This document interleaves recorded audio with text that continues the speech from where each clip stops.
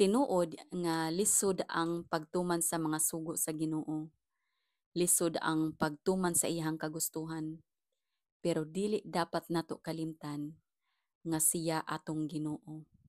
Siya ang nagbuhat nato, siya atong amahan, ug siya ang nag-provide nato.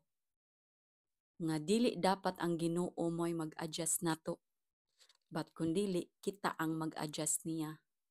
Kay bisag unsaon nato gunahuna, siya atong Ginoo. Siya dapat magbuot para nato. Ang kanang mga sugo sa Ginoo para ra na sa atong kaayuhan. Sometimes mabuta ta sa atong unahuna balay parehagod sa atong ginikanan. Like naay gusto atong ginikanan para sa tuwa pero parang to ay dili ko ganan anak kwan.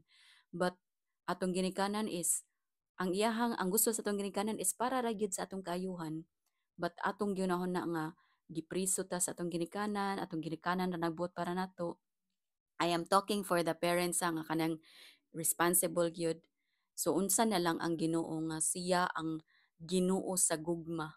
Siya ang Ginoo sa justice, siya ang Ginoo sa protection, siya ang Ginoo sa safe, siya ang Ginoo sa kanang kamaayo. So sobra pa ang iyang ginagusto sa imuha. So dapat dili ta mabuta sa atong kagustuhan.